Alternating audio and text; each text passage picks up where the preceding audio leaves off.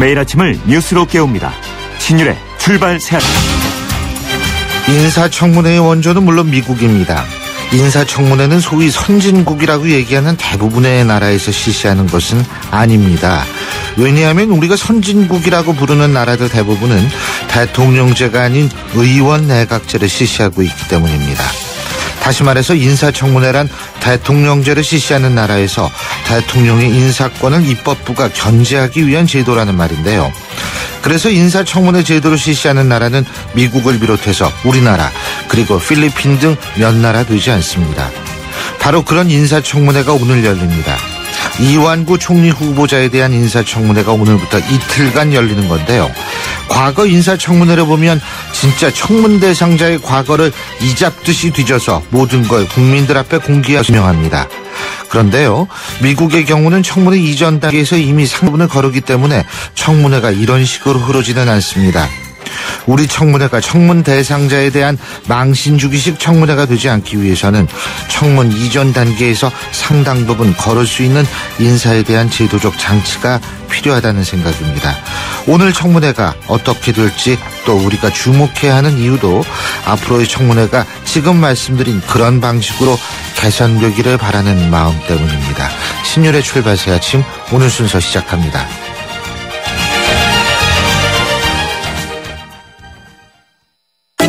하늘이 고마워. 내가 제일 자신 있는 건 독서하고 토론하기, 논리 있게 주장하기. 독서 토론 시키니까 성적이 쑥쑥. 공부의 DNA를 만들어주는 하늘이 독서 토론 논술 1577-1909. 뉴스를 읽어드립니다. 뉴스를 보여드립니다. 뉴스를 들려드립니다. 최영일의 뉴스 매거진. 지금까지 들어온 뉴스 정리해 보겠습니다. 최영일 시사평론가 나와 계십니다. 어서 오십시오. 안녕하세요. 아니, 어제 말이에요. 어제 분명히 예보에는 그런 얘기 안 했잖아요. 눈 온다는 얘기 없었습니다. 네? 와, 어제요. 네. 제가 저녁에 밤에 방송 끝나고 집에 가는데 한 2시간 걸렸어요. 빙판길이기 때문에 자동차를 속도를 못 내고 막 그래가지고 5시 이후부터 쏟아져서 아니었습니다. 그래서 아침에는 영하 12도 나올 때는 러시아구나 그러고 나왔는데 낮에 해가 뜨니까 서울로 돌아왔구나. 근데 이게 저녁 방송 마치고 나오니까 또 시베리아가 됐더라고요. 그렇죠. 어제 하루 종일 그냥 지옥과 천당을 왔다 갔다. 근데 눈이 그렇게 갑자기 오는 걸 좀 예보를 해줬으면 더 좋았을 뻔했다는 생각도 드는데. 네, 혼란이었습니다. 자, 오늘 카피는 어떤 겁니까? 어제는 야당 신임 대표 연설 키워드로 전면전 이렇게 잡지 않았습니까? 오늘은 이제 어제 대통령의 한마디가 있었습니다. 배신입니다. 배신. 계속 무슨 영화 제목 같아요. 네, 스릴러인 것 같아요. 뉴스들이 요즘에. 영화에 이런 게 많죠. 배신. 네, 어제 대수비 대통령 주재 수석 비서관 회의 박근혜 대통령의 키워드인데요. 최근 여야 정치권에서 이 증세, 세금 더 걷자는 이야기가 나오는 것에 대해서 이게 국민에게 할 말이냐, 국민을 배신하는 것 아니냐 이런 발언이 나온 겁니다. 그러니까 증세 없는 복지 기조를 이제 유지하겠다 이런 이제 취지로 이해가 되고요. 이 세금을 올리는 것이 링거처럼 반짝 효과는 날지 몰라도 반짝하다가 많은 위험을 이 정부는 생각해야 한다. 이렇게 굉장히 강경 기조로 얘기를 했습니다. 오늘 육성이 많이 좀 뉴스들에 나오고 있는데요. 배신 귀에 쏙 들어오는 얘기였죠. 그렇죠. 그러니까 증세 없는 복지 기조를 유지하겠다. 대통령의 그렇습니다. 강력한 의지 표명이라는 건데 여기에 대한 그 여야 정치권의 입장도 있지 않습니까? 야당 입장이야 당연히 반대 기조일 것이다. 우리가 쉽게 예측할 수 있는데요. 보다 미묘하고 복잡한 게 여당 내 기류입니다. 새누리당 핵심 관계자가요. 여야 지도부가 증세에 대해 머리를 맞대고 논의해 대안을 찾겠다는 것인데 청와대가 마치 가이드라인을 제시하는 듯한 이런 모습은 도리가 아니다 전언을 했고요. 그러니까 지금 여당도 대통령의 발언에 대해서 조금 이제 뉘앙스가 미묘하죠. 또 이제 새누리당 소장파 의원이 청와대 참모들이 자꾸 증세가 아니라는 식으로 보고를 하는 것 같다. 답답해했는데요. 이건 약간 또 좀 문고리 3인방을 이제 겨냥한 듯한 발언이기도 합니다. 박 대통령은 정치권에 대해서 할 도리를 다 했느냐. 그러니까 이제 이 경제 활성화 관련 법안, 민생 법안 이런 거에 자꾸 계류시키면서 이 증세 논의를 하느냐 이런 답답한 모습인데요. 이게 경제 활성화 관련 입법 골든타임 계속 강조하시지 않았습니까? 예. 그러니까 이런 요구와 맞닿아 있다 분석해 볼 수 있는데 예. 사실상 김무성 당대표는 증세는 최후의 수단이다. 이렇게 얘기하고 있긴 하지만 예. 복지 구조조정 압박하고 있고요. 또 유승민 원내대표는 대놓고 증세 얘기를 거론하고 있습니다. 예. 그런데 여기에 대해서 이제 문재인 신임 이제 야당 대표 꼼수에 맞서서 서민 지갑을 지키고 복지 줄이기를 반드시 막겠다. 복지를 OECD 평균까지 늘려가겠다. 예. 이게 어제 첫 최고회의에서의 발언입니다. 그렇군요. 근데 어쨌든 지금 이걸 우리가 배신까지로 얘기할 수는 없습니다만, 네. 상당히 이 당청 간에 네. 앞으로 조율이 필요한 부분이 아닐까 이런 갈등이 생각이 조금 드는데요. 노출되고 있죠. 예. 자, 그 여당에 대한 어떤 그런 마음이 그렇다. 또 관련 뉴스 있습니까? 네, 야당 내에도 배신의 계절입니다. 왜냐하면 신임 원내대표, 예. 신임 대표 체제가 들어선 야당 첫날을 들여다보면요. 예. 그 전날 일요일 밤에 문재인 예. 대표 수락연설에서 나왔듯이 예. 첫 행보는 이제 현충원 참배였는데요. 예. 제일 추운 날 현충원을 이제 갔어요. 그 문재인 대표 문희상 전 비대위원장은 예정대로 예. 김대중 대통령 묘역에 이어서 이승만 박정희 대통령 묘역에 참배를 했습니다. 예. 문 대표가 이제 박명록의 적은 이 말씀은 참 좋아요. 모든 역사가 대한민국입니다. 이 진정한 화해와 통합을 꿈꿉니다. 이렇게 썼어요. 이대로 예. 되면 맞는 좋은데. 얘기죠.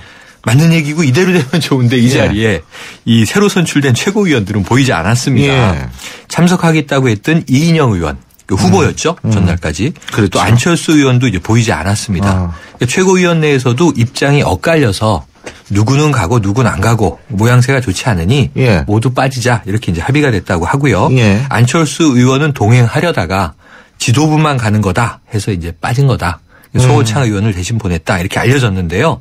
어쨌든 야당 최초로 박정희 이승만 대통령 묘역을 참배한 것에 대해서 이 당내와 야권 내에서 갑론을박이 있습니다. 예. 서로 이게 야당의 전통에 대한 대표의 배신이냐 아니면 신임 지도부에 대한 일부 반대론자들의 배신이냐 바라보는 관점에 대해서 서로가 서로에게 배신감을 느낄 수 있는 그런 상황이 연출되고 있죠. 바로 그 지도부 중에 한 분 어제 안 가신 분이죠. 정청래 최고위원한테 잠시 후에 입장 들어볼 거고요. 네, 제일 강성이신데 이번 최고위원 중에 예, 한번 예. 재미있는 얘기 좀 물어봐 주세요. 예. 그리고 또 다른 뉴스. 근데 사실은 있잖아요. 그 문재인 대표의 어떤 그런 얘기가 맞습니다. 그러니까 잘된 역사든 잘못된 역사든 그럼요. 대한민국 역사의 일부분이고 그 역사는 계속 져야 마땅하고 또 이어질 수밖에 없는 거니까 사실 그런 의미. 근데 이런 걸로 논란을 우리가 해야 되는 걸 보면 참 현대사가 정리가 안 돼 있구나. 우리 자신들에게 이런 이제 안타까움이 있는데요. 예. 또 다른 뉴스 있어요? 오프닝 멘트에서 주신 게 예. 이번 주 최고의 뉴스입니다. 오늘 내일 인사청문회. 모레까지 3일 동안 지속이 될 겁니다. 사실은 지금 박상욱 대법관 후보도 예. 인사청문회를 해야 되는데 야당은 거의 보이콧하는 분위기고요. 쑥 들어갔어요. 네, 그리고 그분 특위 얘기는. 자체가 파행입니다. 예. 그리고 이제 어쨌든 하루 미뤄져서 오늘 내일 이제 총리 후보 인사청문회는 열리는데 예. 지금 이완구 총리 후보 처음에는 준비된 총리 해명 자판기 당당하게 이제 주로 이 자신과 차남의 병역 문제 공개 검증 이 굉장히 이제 준비된 총리로 예. 보였었는데요. 어느 순간 좀 허물어지는 모습을 보이다가 사실은 이 언론사에 대해서 보도 통제한 거 아니냐, 언론사 인사 개입한 거 아니냐, 본인이 말한 녹취에 대해서 굉장히 이제 암시적인 의혹이 제기되면서 사실 요건 할 말이 없는 대목이긴 해요. 사실 무근이라 하더라도 이 언론관은 자체를 이렇게 노출시켜 버렸는데, 그렇죠. 민주주의 사회에서 참 받아들이기 어려운 대목이라 오늘 좀 난항을 예고하고 있어서 저는 쉽사리 통과될 것이다, 혹은 통과되지 않을 것이다. 참 이게 낙관하기 어려운 대목이 돼버렸습니다. 사실 그 언론에 관한 얘기가 나오기 전까지만 하더라도 상당히 낙관적인 분위기였었거든요. 네, 맞습니다. 사실. 흔히 우리가 그냥 예. 저 청문회 3종 세트 그러면은 뭐 이 투기 의혹, 이 재산 관련 또는 병역 문제 또는 논문 표절 의혹 네. 이런 정도 흔히 있어 왔던 거라 그렇죠. 해명을 잘하면 청문회에서 좀 이 석연찮더라도 넘어가지 않겠는가 싶었는데 야 정말 이 결과를 알 수 없는 가시밭길 청문회 오늘 내일 잘 지켜봐야 될 것 같습니다. 또 다른 뉴스 어떤 게 있을까요? 배신 뉴스 제일 큰 배신 뉴스인데요. 어제 원세훈 전 국정원장 항소심 판결 네. 1심 판결을 깼습니다. 고등법원은 공직선거법, 국정원법 모두 다 위반이다. 유죄가 네. 인정되면서 징역 3년 실형으로 이게 개인 비리 혐의로 옥살이를 하고 나온 지 5개월 만에 어제 법정 구속이 됐는데요. 예. 이 본인은 그러니까 원세훈 전 국정원장은 국가와 국민을 위해 열심히 일했다. 이렇게 짧게 한마디를 남겼는데 재판부는 선거 개입이 인정됐고 어떤 명분으로도 합리화되지 않는다고 엄중히 판결을 해서 사실 이게 이 경중을 막론하고 국가기관의 선거 개입 의혹만 갖고도 국민에 대한 배신 아니냐. 민주주의에서 이래서는 안 된다. 앞으로 이제 국가기관, 공직자들 국민에 대한 배신 해서는 안 된다. 명심하시기를 바랍니다. 앞으로 이제 대법원의 판단이 남아있죠. 그렇죠. 항소할 예정입니다. 항소할 예정이니까. 자, 오늘 그러면은 어떤 노래 마지막으로 들어볼까요? 네, 오늘 불화 화요일인데요. 요즘 인기 있는 매일 불이구나. 네, 매일 불이에요. 화는 원래 불화자가 맞으니까요. 예. 자, 인기 있는 90년대 가요 들으시죠. 엄정화 씨의 배반의 장미. 예, 오늘 말씀 여기까지 듣겠습니다. 고맙습니다. 고맙습니다. 예, 지금까지 최영일 시사평론가였습니다. 우리 집 통신 대표번호 101.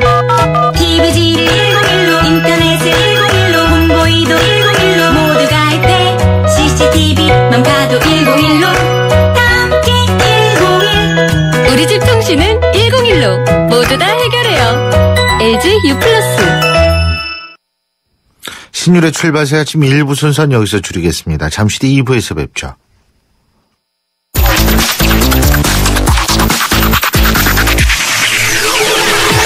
신율의 출발 새아침. 신율의 출발 새아침 2부 순서 광고 듣고 시작하겠습니다. 에이스 고객 이정재, 침대를 말하다. 가구는 디자인만 보고 사도 되지. 근데 침대를 그렇게 사봐. 아침에 어떻게 되겠어. 잡았으면 알 텐데. 침대는 가구가 아니다. 침대는 에이스다. 에이스 침대. 2월 누군가는 1,000원으로 버스를 탈 때 누군가는 1,000원으로 모닝의 주인이 된다. 1년간 하루 1,000원씩 이자만 내고 이후 원금을 상환하는 1,000원의 행복 프로그램으로 2015년 더 뉴 모닝을 만나세요. 스마트 오토 기준 선수율 15%, 48개월 할부, 금리 3.9%. 홈페이지 참조. 기아자동차. 시흥 150신도시의 세 번째 호반이 찾아옵니다. 교육, 교통, 쇼핑, 자연을 한 번에 누리는 중소형 대단지 그랜드타운. 26년간 집에만 집중해온 주택 전문가의 노하우를 만나보세요. 시흥 150신도시 호반베르디움 3차. 2월 오픈. 문의 1566-0220 호반건설. 여러분은 지금 대한민국 유일의 보도 채널 YTN 뉴스 FM에서 보내드리는 신율의 출발 새 아침을 듣고 계십니다. 바로 지난 일요일이었었죠. 전당대회를 통해서 신임 당대표와 최고위원을 선출한 새정치민주연합. 그런데요, 그 첫 행보부터 조금 잡음이 흘러나오고 있죠. 국립현충원의 전직 대통령 묘역 참배에 대한 당대표와 최고위원들 간의 엇갈린 시각 때문인데 이승만, 박정희 두 전직 대통령에 대한 묘역 참배를 거부한 분이죠. 새정치민주연합 정청래 최고위원 연결해서 현안에 대한 입장 자세히 들어보겠습니다. 정 최고위원님 안녕하십니까? 예, 안녕하십니까 교수님. 반갑습니다. 예, 우선 축하드립니다. 아이고, 감사합니다. 예, 어쨌든 참 여러 가지 선거 치른다는 게 보통 힘든 게 아니잖아요. 예. 아니, 근데 저는 이번에. 예. 전국적으로 다니면서 많은 대의원 당원들 만나서. 예. 격려받고 응원받고 그래서 오히려 엔돌핀이 돌아서 즐거웠습니다. 아, 예, 다행입니다. 네네. 그 세월호 때 단식해가지고 힘드셨을 텐데 어떻게 몸 좀 회복하셨고요. 아직 완벽하게 회복된 건 아닌데요. 예. 아직도 밥만 먹으면 졸려요. 아침 먹어도 졸리고. 네. 빨리 어떻게 회복이 되셔야 될 텐데. 근데 네네. 일단 이거부터 여쭤볼게요. 네. 어제 이승만, 박정희 전 대통령 묘역 참배 안 하셨는데 그 이유 간단하게 말씀해 주시죠. 지금은 당내 화합을 하고 통합을 해야 할 때이지. 예. 당내 분란을 일으킬 수 있는 그리고 당원들의 정체성과 선명성 이런 걸 요구를 전당대회 때 많이 했는데 예. 그 부분에 대한 극심한 찬반 논란이 있는 예. 것을 행보를 하면 안 된다라는 생각이었고 더군다나 첫 일정으로서는 매우 곤란했다 이런 얘기고요. 예. 저는 우리 헌법 정신에 나와 있는 헌법 전문에 나와 있는 법통의 1번이 상해 임시정부 법통이거든요. 예. 그러면 저는 당연히 백범 김구 선생 묘수부터 먼저 갔어야 된다. 이런 생각이고 또 하나는 지금 박근혜 정권이 박정희 시대의 2탄이다. 신유신 시대 민주주의와 또 대선 부정 여러 가지 서민 증세 이렇게 민주주의와 국민의 행복을 탄압하는 이런 상황에서 박정희 대통령 묘소를 참배하는 것은 적절치 않다. 그래서 피해자들을 먼저 위로하는 것이 필요하다는 차원에서 대구 평화공원에 누워 계신 인혁당 멸사들에 대한 참배가 더 우선이어야 된다라는 생각이고요. 그래서 박정희 정권 때 사법살이 당한 이런 피해자들에 대한 눈물을 닦는 행보가 더 먼저 있고, 그래서 피해자들 먼저 위로하고, 그리고 나중에 국민화합 차원에서 가해자들에 대한 용서 이런 것은 나중에 해도 늦지 않는다. 취임 첫 행보로 박정희 이승만 묘소를 가는 것은 적절치 않은 행동이었다. 예. 라고 저는 주장을 해서 가지 말라고 그랬는데 가시더라고요. 예. 그러니까 지금 정 최고위원님 같은 경우에는 실제로 순서가 일단은 문제지 간단한 사실 자체는 뭐 그렇게 큰 적은 아니다. 화합 차원에서 갈 수도 있다 하지만 먼저 해결해야 될 것이 있었다. 이런 말씀이시네요. 그죠? 저는 가지 않습니다. 진정한 화해와 용서 이런 것이 이루어지지 않은 상태에서 저는 가지 않습니다. 예를 들면 이런 겁니다. 독일이 유대인의 학살에 대해서 사과했다고 해서 유대인이 가서 유대인 학살 현장이나 아니면 히틀러 묘소에 가서 참배할 수 있겠습니까? 일본이 우리에게 사과한다고 했다고 해서 우리가 야스쿠니 신사 가서 참배하고 천황 묘소에 가서 절할 수 있겠습니까? 저는 아직 그 정도의 사과도 아직 하는 상태에서 저는 그런 행보는 적절하지 않았다 이렇게 봅니다. 문재인 이제 신임 당 대표가 바로 그 전당대회 직전에 저희 인터뷰에서 이 당의 선명성 이런 얘기를 하면서 아래로 클릭한다. 이 좌도 우도 아닌. 그래서 중도 세력을 껴안을 수 있어야 한다라는 식으로 얘기를 했던 적이 있는데 그러면 이 부분에 대해서 어떻게 보십니까? 저는 그 말 자체가 그렇게 틀렸다라고 보지는 않는데, 어쨌든, 어제 언론의 평가도 박근혜 정권과 전면전을 한다면서 박정희 대통령 묘소를 참배하는 것이 뭐가 언밸런스하다. 이런 거고, 또 갔으면, 화해와 용서, 이런 거, 그리고 본인의 뜻을 펼치면 되는데, 거기 가서 또 박정희 대통령 묘소에 갔다 오면서 가해자 얘기하고 이렇게 하는 것은 뭔가 좀 이렇게 부자연스러웠다 이런 생각이 듭니다. 그리고요, 우리의 어떤 과거가 그 독일이나 일본하고 비교할 수는 없는 거 아니겠어요? 직접 비교는 불가능하지만 어제 강원도의 어떤 고모님께서 울분을 토하면서 그렇게 말씀하시더라고요. 예, 그게 조금 너무 오버한 것 같으죠, 여쭤보는. 아니, 대구에 있는 강창덕 고문이라고 계십니다. 예. 그분이 인혁당으로 무기인혁 사신 분이에요. 예. 그분이 일제시대 때 독립운동도 하고 군사독재에 와서 싸우고 인혁당까지 이렇게 피해를 봤는데 그분이 많이 우시더라고요. 그리고요, 89세 되신 고문이십니다. 그리고 왜 전면전 얘기하지 않았습니까? 그러니까 네네. 민주주의와 서민 경제가 계속 파탄될 경우엔 박근혜 정부와의 전면전을 하겠다. 여기가 너무 이것도 좀 과한 표현 아니었느냐라는 그런 비판도 있던데 어떻게 보십니까? 저는 이미 국민들이 전면전을 하고 있다. 그리고 그거에 대한 후속 반응으로 저는 모아서 얘기를 했다 이렇게 보고 있고요. 그 말 자체가 그렇게 틀렸다. 그리고 박근혜 정권과 싸우는 것이 잘못됐다 이렇게 보지는 않습니다. 예. 그러면은 향후 여당과의 관계는 어떻게 해야 된다고 보세요? 저는 여당이 잘하는 것은 박수를 쳐주고 힘을 실어주되 예. 잘못하는 것은 단호하게 바로잡는 그것이 저는 야당다운 야당이다 이렇게 보고 있고, 그것이 무슨 과격이라거나 강성이라거나 이렇게 치부되는 일은 없었으면 좋겠습니다. 그것은 야당의 본연의 임무일 뿐입니다. 예. 그리고요, 이번 전당대회 때 왜 엄청나게 갈등이 컸지 않습니까? 네네. 박지원 후보나 문재인 후보, 그리고 최고위원 거기에서도, 경선에서도, 예를 들면 비노, 친노, 이 갈등이 컸는데, 일부에서는 그래가지고 분당이 더 가속화되고 가시화되는 것 아니냐, 이런 얘기도 나오는데 어떻게 보십니까? 저는 그럴 가능성은 없고요. 예. 사실 이 정치권, 특히 여의도라는 것이 사실은 이해의 밝은 데 아니겠습니까? 그래서 저는 문재인 대표께서 대탕평 인사를 하고 당을 통합하고 봉합하는 일에 좀 먼저 나서시라 하는 이유도 이제 여기에 있고요. 예. 실제로는 4월 재보궐선거가 하나의 바로미터가 될 것 같아요.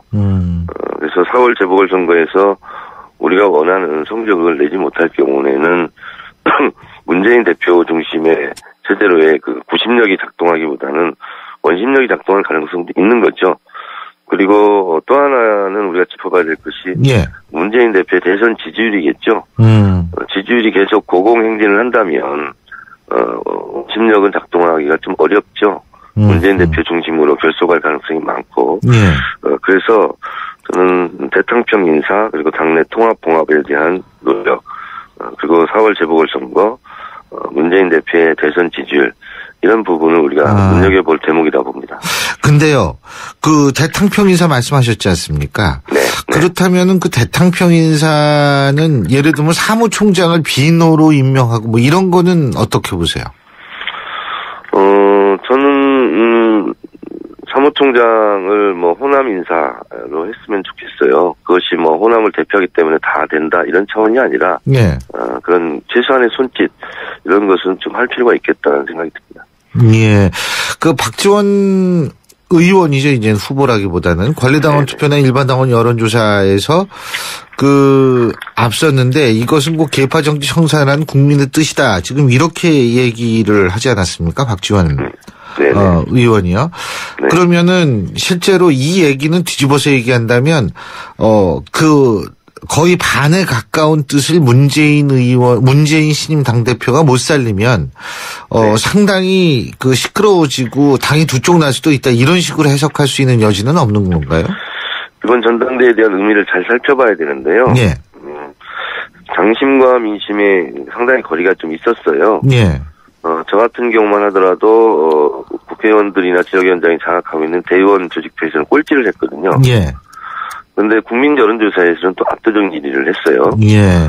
그리고 문재인 대표 같은 경우도 국민 여론조사 민심은 압도적으로 1등을 했거든요. 그렇죠. 예. 근데 또 권리당원에서는 졌어요. 예.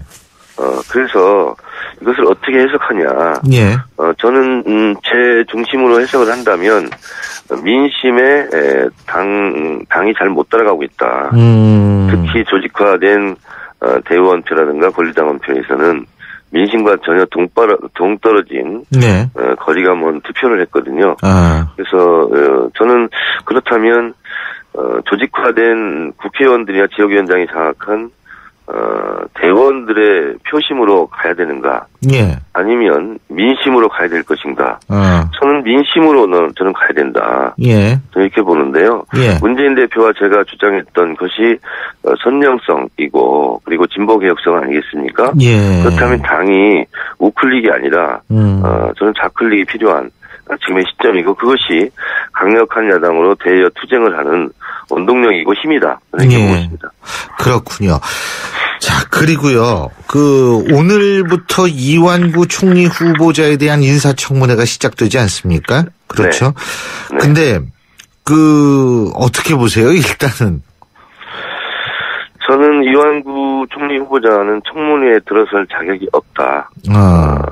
지금 모든 각종 의혹, 병역 의혹이라든가 논문 표절, 부동산 투기, 여기에다가 반헌법적 언사가 있지 않았습니까? 그것이 어떤 거죠? 그러니까 대한민국 헌법 21조에 보장된 모든 국민은 언론, 출판, 집회, 결사의 자유를 갖는다. 예. 이 부분에 대한 침해가 있었지 않습니까?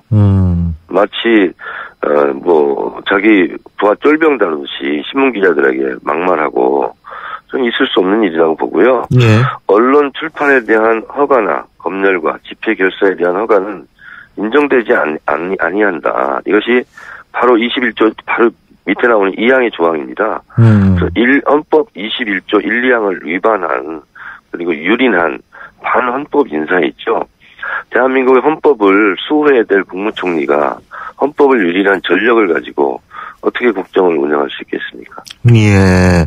그러면은 오늘 그러니까 오늘하고 내일 이틀 동안 열리는 청문회에서 이게 이게 인준청문회 아닙니까? 그렇죠? 네네. 국무총리이기 때문에. 그러면은 그게 이 야당의 입장에서 볼 때는 해서는 안 된다. 상당히 어렵다. 이렇게 보시는 거군요. 그죠? 그렇습니다. 예. 무자격자라는 겁니다. 예. 또 한 가지요. 원세훈 국정원장에 대한 2심 판결이 어제 있었지 않습니까? 네네. 자, 이 판결 어떻게 보십니까? 너무나 평범하고 너무나 상식적인 판단이라고 저는 생각을 합니다. 예. 뭐 판결문에서 지금 나왔던 국정원법 위반과 선거법, 공직선거법 위반이 명백하다. 그리고 정치인에 대한 비방, 공격 이것도 했을 뿐만 아니라 실제로 특정 후보를 당선시킬 목적으로 국정원이 본인의 임무를 벗어나 댓글 조작을 했다는 것을 법적으로 인정한 거잖아요. 예. 그런 면에서는 저는 그냥 상식적인 판결이었다라는 거고, 그것이 뒤늦게나마 법적으로 인정이 돼서 박근혜 대통령에 대한 정당성 논란은 불가피하다 이렇게 보고 있습니다. 예, 물론 대법원 판결이 남아있기는 하죠. 더군다나 그 정최고 의원께서는 국정원 국정조사 특위 간사하셨었죠, 맞죠? 예. 맞습니다. 그래서 너무나 이 사안에 대해서는 잘 알고 있는데요. 예. 지난번 1심 판결이 선거법이 위반이 아니다 하는 것은 그때 많은 분들이 분노했고 어떤 판사는 지록이마라고 하지 않았습니까? 예. 그래서 이번 2심 판결에서 이것이 바로잡혀져서 대한민국의 국정원이 어디로 가야 될 것인가 스스로 반성하고 성찰했다는 보고서에서 나와있듯이 국정원의 그 전신 안기부 등에서 부끄러운 정치 개입의 역사가 이번 판결로 말끔하게 해소됐으면 좋겠습니다. 예. 그리고 이 증세 논란에 대해서 박근혜 대통령이 아주 쐐기를 박은 것 같아요, 어제. 네. 네. 그 부분 증세 없는 복지 어떻게 보십니까? 저는 일단 유승민 원내대표가 증세 있는 복지를 얘기했잖아요. 예. 근데 우리 당 원내 지도부에서 잘못 대응했어요. 그걸 얘기를 하면 유승민 원내대표의 박수를 치고 짝짝꿍을 할 것이 아니라 새누리당 정권에 대해서 유승민 원내대표도 새누리당 정권의 주요 핵심 멤버 아닙니까? 그러면 지난 대선 때 증세 없는 복지를 하겠다. 그리고 무상교육, 무상보육, 고기 의무까지 하겠다. 그리고 나는 약속을 잘 지키는 것이 가장 큰 약속이다. 라고 말한 박근혜 대통령의 대국민 사기극에 대해서 준엄하게 꾸짖고 석고대죄라, 대국민 사과해라, 공약 파기한 거에 대해서 이렇게 먼저 저는 전선을 쳤어야 된다라고 보고 있고 지금도 그것은 유효하다라는 것이고요. 지금 박근혜 대통령이 증세를 한다는 것은 배신이다 이렇게까지 얘기했는데 국민에 대한 배신을 누가 했습니까? 박근혜 대통령 본인 스스로 하지 않았습니까? 국민 행복 시대를 연다고 해놓고 국민 항복 시대를 지금 강요하고 있는 거 아닙니까? 대통령 스스로 자신을 되돌아봐야 됩니다. 집권 3년 차를 맞이해서 최악의 지지율 30% 이하로 떨어진 것은 역대 대통령 중에 없었어요. 박근혜 대통령 스스로 거울 앞에 서서 본인의 얼굴을 바라보기 바랍니다. 예, 잘 알겠습니다. 오늘 말씀 여기까지 듣겠습니다. 고맙습니다. 네, 감사합니다. 지금까지 사정치민주연합의 정청래 최고위원이었습니다. 경제 컬럼니스트 정철진의 경제시선. 경제 뉴스 알아보겠습니다. 정철진 경제 컬럼니스트 연결합니다. 안녕하십니까? 네, 안녕하십니까? 예. 자, 부동산 중개 수수료 요 문제 말이에요. 네. 이 부동산 중개 수수료 체제 국토부안이 나왔는데 지난해 나왔었죠. 예, 그래 나왔었죠. 네. 그런데 이게 지자체에서 쉽게 처리가 되지 않는 모양이죠. 그렇죠. 예? 이제 또 부동산 중개업소의 반발이 있으니까. 예. 지금 문제가 되고 있는 게 어떤 거죠? 경기도 쪽인데요. 예.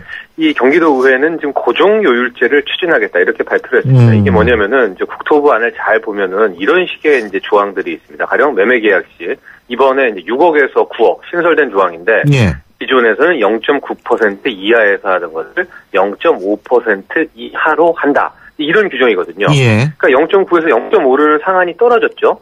하고 그 뒤에 이하라는 말들이 붙는데 경기도의회는 아예 이하라는 말을 빼자. 왜 이렇게 뭐 협상에 어떤 불확실성을 두느냐. 그냥 0.5% 최고 상한으로 고정시켜버리자. 이런 겁니다. 이제 마찬가지로 임대차 계약에서 이번 신설된 게 국토부안에서 이제 3억에서 6억 과거에는 고가 전세였지만 요즘에는 이제 이게 뭐 거의 평균 전세라고 해도 되는데 이걸 기존 0.8% 이하에서 0.4% 이하로 이제 낮춰줬습니다. 이날을. 근데 이거 역시도 뒤에 이하를 빼버리자. 그냥 0.4%로 고정시키자. 이게 경기도의회 쪽 주장입니다. 그렇군요. 그러니까 상한을 그대로 두자. 이 그렇죠. 고정시키자. 그걸로 그냥 끝내자. 예. 네. 근데 이게 뭐 어느 정도 이런 게 혜택이 있습니까? 그렇죠. 이제 국토부 안에 보면은 분명히 떨어지지 않았습니까? 위에서 보듯이 가령 뭐 전세 3억에서 6억 사이를 임대차 계약한다. 전세 계약한다. 기존에는 0.8% 이하니까 뭐 0.8%, 0.7%, 0.6% 될 수도 있는 거를 0.4%니까 이게 분명히 경기도 의회안도 뭐 깔끔하다 이렇게 평가를 받을 수가 있는데 문제는 중저가로 갈 때입니다. 가령요. 5천만 원에서 2억 미만 이 구간에서의 주택을 매매할 때 이 기존의 수수료가 0.5% 이하인데 실은 바뀐 국토부안 역시도 이거 그냥 둬버렸습니다. 0.5% 이하로요. 근데 이거를 경기도 의회 안에를 따르면은 바로 그냥 0.5% 아닙니까? 예. 그렇죠? 근데 현재는 이 5천만에서 2억 할 때는 0.5% 이하니까 이런 좀 지금 중저가 주택 거래하시는 분들은 0.3%도 될 수 있고 0.4%도 될 수 있는데 오히려 이렇게 상한을 박아버리면 중저가에서 집 매매한다거나 또 이 중저가에 집을 임대차 계약하는 사람들은 역설적으로 높은 수수료를 부담하게 돼버립니다. 이렇게 고정을 딱 쳐버리면요. 그러니까 이런 역설이 좀 생기지 않느냐 이렇게 주장을 하고 있고 앞으로 이제 경기도의회도 확정이 안 된 거니까요. 지켜봐야 될 것 같고요. 다른 또 지자체들도 어떤 결정을 하는지 봐야 되는데 많은 혼란이 있는데 제가 말씀드리고 싶은 거는 아직 국토부안이 적용이 된 게 아닙니다. 그러니까 이게 지자체가 다시 조사를 통해서 바꿔야 됩니다. 그러니까 지금 매매 계약하시거나 임대차 계약할 때는 옛날 이 과거 수수료를 내셔야 한다는 점, 뭐 이게 트러블이 많이 있다고 하니까 그 점을 알아두셔야 될 것 같습니다. 그렇군요. 그리고 정부의 그 인터넷 전문은행의 윤곽이 잡혔다 그러죠? 그렇죠. 이제 인터넷 은행. 뭐 말로만. 그러니까 요거는 지점이 없고 인터넷에만 있는 은행이죠. 그렇습니다. 인터넷으로만 존재하는 은행, 온라인에서 사이버에서만 존재하는 은행. 누구는 뭐 말만 들어도 뭐 가슴이 뛴다 뭐 이렇게도 IT 쪽에 계시는 분들은 얘기하는데. 참 별기에다 가슴이 뛰네. 왜냐하면 은행이라는 게 엄밀히 말하면 좀 독점적인 권력, 높은 진입장벽이 있는 게 아닙니까? 그래서 이제 돈 관리를 하는 건데, 뭐 이렇게 좀 뭐 권력 뭐 분배다 이런 식으로 좀 감성적으로 푸시는 분들도 계시는데. 근데 신뢰가 문제죠, 사실 은행은. 그렇죠. 신뢰, 보안 정말 중요한 문제입니다. 근데 지금 뭐 태스크포스 팀이 열심히 이제 활동을 하고 있어요. 근데 어제 몇 가지 힌트가 나왔는데 저도 좀 놀랐는데 최소 자본금 규모 1,000억으로 하겠다라고 이제 얘기가 흘러나왔습니다. 이 시중은행 뭐 우리가 아는 KB국민은행 우리은행 똑같은 자본금 규모입니다. 1,000억이요. 아마 이제 밝은 교수님께서 말씀하신 것처럼 인터넷은행의 최대 약점이 신뢰성, 보안, 사고 아니겠느냐. 그래서 만약에 초기에 보안 사고 일어나면은 오히려 펴보지도 못하면서 한 방에 무너지는 거 아니냐. 그래서 1,000억 원이라는 자본금. 지금 지방은행 같은 경우에 자본금이 250억이에요. 500억도 안 됩니다. 그런데 인터넷 은행을 이렇게 높이 놨다. 아마 여기에서는 금융당국의 어떤 그런 좀 걱정, 우려도 분명히 한몫한 것 같습니다. 근데 잘 보십시오. 1,000억을 자본금으로 해버리면은 못 들어갑니다, 아무나. 이게 캐시 1,000억이라는 게 이게 큰 돈이거든요. 땅으로 부동산으로 있는 것도 아니고. 그래서 지금 나오는 거는 아마 이 인터넷 은행 할 수 있는 곳들, 네이버 정도, 다음 카카오, 그다음에 인터넷 기업 쪽에서 NC소프트라든가 뭐 기타 대형 이제 유통 게임사들 정도, 통신업체 정도. 왜냐면 왜 이런 곳들이 주목을 받냐면은 기존의 IT 인프라가 있어야 바로 인터넷 은행도 바로 가는 거 아닙니까? 투자금이 없이요. 그래서 이 정도 회사가 되지 않을까 이렇게 예측도 됩니다. 그렇군요. 그러면은 여기에서 돈도 빌려주고 돈도 이게 뭡니까 예금도 하고 이런 거 아니에요? 지금 크게 은행 업무 세 가지 아닙니까? 여신, 수신 그리고 외환인데요. 다 풀어준다는 겁니다. 외환 업무는 이제 인터넷 은행에서 풀어주겠다고 이미 나왔었고, 여신과 수신, 예금도 받고 돈도 빌려주는 기능까지 주는데, 한 가지 제약은 있습니다. 어떻게 했습니까? 뭐요? 기업에다 돈 빌려주는 거. 기업 여신은 제한하겠다. 왜냐면 지금 인터넷 은행에서의 그 지분 비중에 산업자본이 실은 들어올 수도 있거든요. 가능성이. 근데 자기가 돈 들은 다음에 그 은행에서 자기가 돈 빌려가면 이게 문제가 되는 거 아닙니까? 그렇죠? 대기업, 그룹, 재벌 은행이 또 나올 수가 있으니까, 우회에. 그래서 기업 여신은 제한하겠다라는 이제 힌트가 나온 건데요.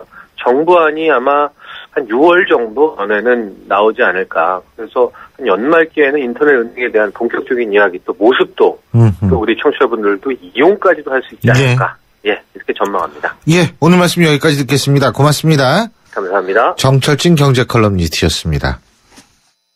안녕하세요. 이서진입니다. 투자는 수익성과 안정성 둘 다 중요하죠.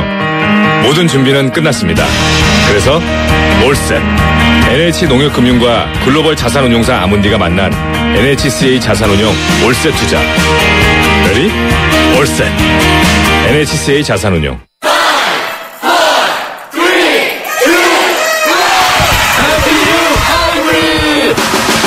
GDI 엔진의 강력한 파워. 16휠 기준 18.2km의 압도적 복합 연비. 새로워진 소나타 하이브리드. 지금 출발합니다. New thinking, new possibilities. 현대자동차. 들으셨어요? 몇백 빠른 LTE, 어렵고 복잡한 LTE 다 잊어도 되는 밴드 LTE가 나왔습니다.